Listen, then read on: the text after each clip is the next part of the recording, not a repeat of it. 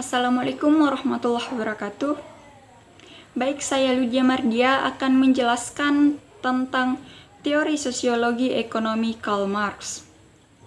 Nah, sebagai seorang filosof, nama Marx mungkin berdengung di seluruh dunia dengan kehebatan yang luar biasa. Bahkan lebih dari itu, Marx dikenal pula sebagai seorang pemikir dalam banyak bidang, yaitu bidang ekonomi sampai kepada sosiologi.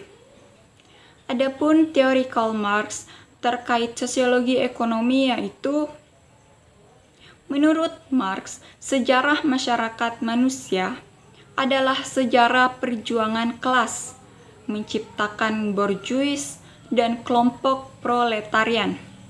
Kelompok-kelompok menyadari posisinya secara sadar melakukan berbagai pemberontakan terhadap borjuis pada saat itu di proletariat. Konflik antar kelas ini kemudian menciptakan perubahan sosial. Proletariat suatu hari akan menang dalam perjuangan kelas ini melahirkan masyarakat yang tidak berkelas. Masih melihat konflik dari perspektif Marx, ia mengembangkan teori konflik dengan berbagai konsepsi, yaitu konsepsi kelas sosial, perubahan sosial, kekuasaan, dan negara, di mana konsep-konsepnya saling berkelanjutan. Karena memiliki kepentingan, borjuis mengeksploitasinya. Kelompok borjuis yang dapat memiliki dan mengontrol alat produksi hampir pasti akan membutuhkan legitimasi atau bukti kepemilikan yang sah. Negara dapat memberikan bukti kepemilikan tersebut. Kemudian, ketajaman ekonomi Marx menetapkan bahwa kapitalisme adalah sistem sosial ekonomi yang dirancang untuk memaksimalkan keuntungan dari proses produksi, bukan melalui perdagangan, riba, pemerasan, atau pencurian secara langsung, namun dengan mengukur mekanisme produksi secara terukur sedemikian rupa sehingga biaya produksi tetap seminimal mungkin, atau dengan mengubah metode produksi. Keuntungan yang dihasilkan dibantu dalam pengembangan kekuatan yang mampu homogenisasi dan menguasai pekerja. Nah, busana kapitalis menciptakan pasar untuk tenaga kerja daripada master tradisional hubungan manusia. Nah, baik, itulah sedikit penjelasan terkait teori sosiologi ekonomi menurut Karl Marx yang dapat saya sampaikan. Sekian dari saya. Assalamualaikum warahmatullahi wabarakatuh. Bismillahirrahmanirrahim. Assalamualaikum warahmatullahi wabarakatuh. Perkenalkan, saya Nurul Faida, NIM 19030315. Saya dari kelompok 2 akan melanjutkan materi dari rekan saya tentang teori-teori sosiologi ekonomi. Nah, di sini saya akan memaparkan tentang teori Max Weber. Teori sosiologi ekonomi Weber mendasarkan diri pada pemahaman interpretif tindakan sosial. Menurut Weber, tindakan sosial adalah makna subjektif, tindakan melalui individu atau aktor. Tindakan ekonomi merupakan perilaku seseorang yang diorientasikan kepada pemanfaatan dan juga perilaku dari orang lain. Weber mendefinisikan sosiologi sebagai studi tentang tindakan sosial. Nah, itulah materi yang dapat saya sampaikan. Sekian, wassalamualaikum warahmatullahi wabarakatuh. Assalamualaikum warahmatullahi wabarakatuh. Perkenalkan, nama saya Anita. Saya akan membacakan materi tentang Emile Durkheim. Yang pertama, biografi.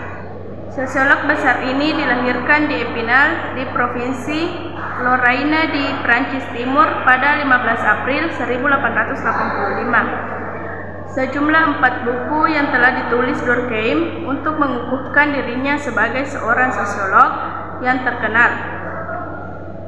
Bukunya yang pertama adalah yang berjudul One the Division of Social Labor yang diterbitkan tahun 1893. 2 tahun lalu kemudian, pada tahun 1895 terbit buku keduanya yaitu The Rules of Sociological Method, dan buku ketiganya yaitu Suicide, terbit pada tahun 1897, sedangkan buku yang keempat atau karyanya yang terakhir, The Elementary Forms of Religious Life, terbit pada tahun 1912. Durkheim sangat termasyhur dengan kerangka teorinya tentang adanya jiwa kelompok yang mempengaruhi jiwa individu. Dia mengatakan bahwa ada dua macam kesadaran, yaitu kolektif consciousness atau individu consciousness. Durkheim menyatakan ada dua sifat yang dimiliki oleh kesadaran kolektif, yaitu sifatnya yang eksterior dan sifatnya yang constraint. Di dalam eksterior, kesadaran kolektif berada di luar individu manusia, dan yang masuk ke dalam individu tersebut dalam perwujudan sebagai aturan-aturan moral, agama, tentang baik dan buruknya, dan lain sebagainya. Yang kedua, konsep dan teori. Emil Durkheim mengangkat konsep masalah sentral sosiologi ke tingkat yang signifikan dan kemudian mengujinya secara empiris.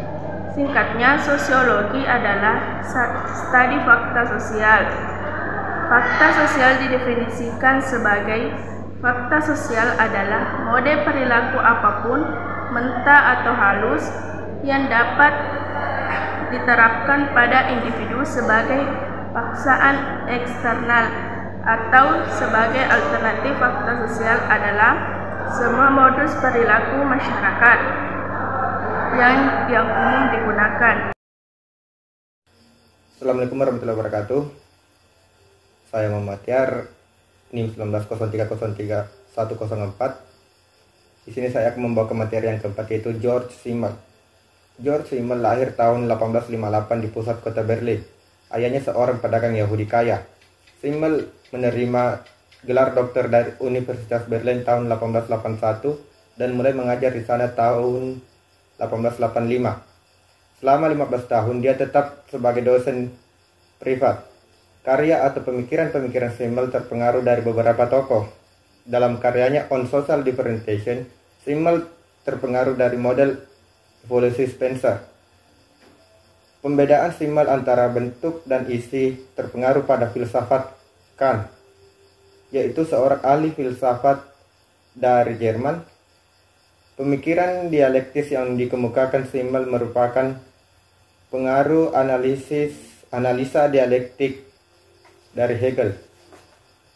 Simmel adalah seorang sosiolog yang gelisah. Anak bungsu dari 7 bersaudara usahawan Yahudi ini ditinggal mati oleh ayahnya ketika dia masih kanak-kanak. Latar belakang kehidupan ini mempengaruhi Simmel yang penggelisah ini sebagai seorang anak kota yang berorientasi kota pula.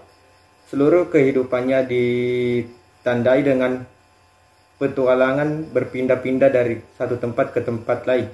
Demikian juga dengan ilmu pengetahuan yang dituntutnya. Orang yang dilahirkan pada 1 Maret 1858 di tengah-tengah kota Berlin ini belajar sejarah, filsafat sampai sosiologi, bahkan ketika dia menjadi dosen privat pada 1885. Ilmu yang diajarkannya mulai dari ilmu logika, sejarah, filsafat, etika, psikologi sosial, sampai sosiologi. Assalamualaikum warahmatullahi wabarakatuh. Perkenalkan, nama saya Hendriansyah, NIM 190303100. Saya dari kelompok 2 akan membacakan materi tentang George Simmel pada bagian konsep dan teori. Konsepnya adalah Simmel terkenal sebagai tokoh sosiologi formal, termasuk dalam aliran ini adalah juga Ferdinand Tönnies. Sosiologi formal ini adalah sosiologi yang beranggapan bahwa dia harus mempelajari bentuk-bentuk daripada interaksi sosial dan bukan mempelajari isi dan hubungan atau interaksi sosial tersebut. Dan teori George Simmel, interaksi timbul karena kepentingan dan dorongan tertentu. Simmel beranggapan bahwa sosiologi sebagai ilmu pengetahuan yang harus dimiliki tujuan mendeskripsikan, mengklarifikasikan, menganalisis, dan melakukan penyelidikan tentang bentuk hubungan sosial yang terjadi di dalam masyarakat.